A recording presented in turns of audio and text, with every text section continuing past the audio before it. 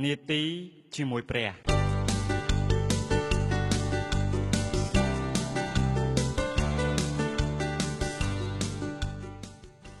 ទោះបីមានមនុស្សជាច្រើនបានពោលថាគេចង់បានការដឹកនាំពីព្រះឬធ្វើតាមព្រះគម្ពីរភាគច្រើនគេមិនបានជឿទាំងអស់ឲ្យពេញលេញទេពាក្យថាពេញលេញគឺអនុវត្តធ្វើតាមឥតខ្ចោះដោយមិនអាចនឹងផ្លាស់ប្ដូរកែបានដោយអំណាចខ្លួនឯងបានឡើយភាពពេញលេញដែលមានខាងផ្នែកសិលធម៌ស្មោះត្រង់សុចរិតដឹងការខុសត្រូវសពថ្ងៃនេះមានការជជែកវែកញែកកាន់តែច្រើនឡើងក្នុងការដោះស្រាយកុហកគយដើម្បីមិនបាច់បងពន្ធទំនិញនាំចេញចូលតើនឹងរាប់បញ្ចូលឬអត់ពីជីវិតរបស់ទារកដែលទើបនឹងកើតដែលមិនគ្រប់លក្ខណៈនោះ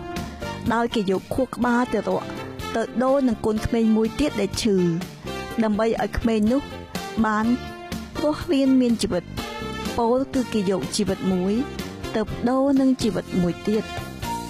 ខ្លះពន្លូតកូនចោលដោយមិនចង់ឲ្យគេដឹងថាខ្លួនមានសហាយស្មន់ឬក៏ផើមឥតប្តីអូមានរឿងជាច្រើនទៀតដែលមនុស្សគិតឃើញថាខ្លួនធ្វើនោះត្រឹមត្រូវតាមសិលធម៌ហើយសិលធម៌ពេញលេញអពិតនោះគឺមិនមែនអ្វីដែលយើងមើលឃើញពីលើអ្វីដែលពិតនោះទេការមើលឃើញរបស់មនុស្សព្រះគម្ពីរបានចែងប្រាប់យើងនៅក្នុងគម្ពីរសុភាសិតថាមានផ្លូវដែលមើលទៅដូចជាត្រឹមត្រូវល្អដល់មនុស្សតែចុងបំផុតនៃផ្លូវនោះ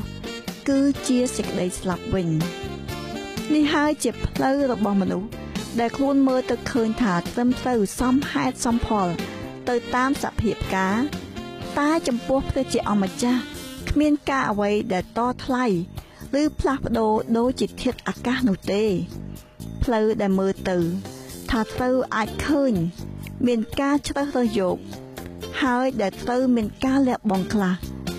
បើរើសយកផ្លូវដែលស្រួលគួរពិនិត្យមើលសារឡើងវិញតើផ្លូវនឹង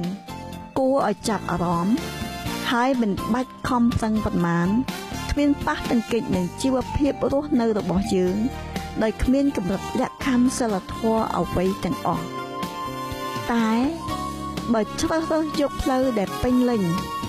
តែងតែតម្រូវឲ្យយើងខិតខំប្រឹងធ្វើព្រមទាំងលះបង់ប្រយោជន៍ផ្ទាល់ខ្លួនដែលមនុស្សភាគច្រើនមិនចង់ជ្រើសរើសយកតតែសោះត្បិតមានការតម្រូវនឹងការលះបង់បងប្អូនលោកអ្នកស្ដាប់ដើម្បីស្វែងរកជំនួយពីព្រះក្នុងការជួយដឹកនាំផ្លូវជីវិតពិតរបស់យើងដែលត្រូវជ្រើសរើសនោះយើងត្រូវចំណាំមើលនិងដឹង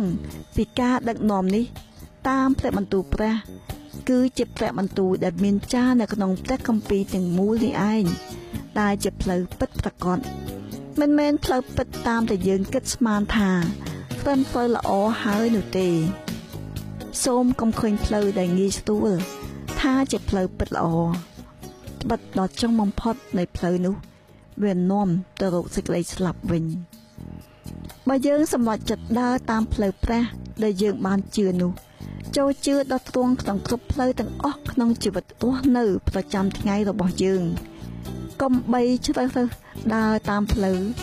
ដែលយើងយល់ថាត្រឹមត្រូវសមហេតុសមផលតាមគំនិតអារម្មណ៍របស់យើងនោះឲ្យសោះអធិដ្ឋាន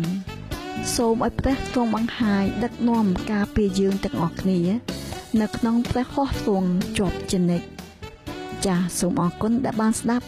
ហើយសូមរងចាំស្ដាប់នៅពេលក្រោយទៀត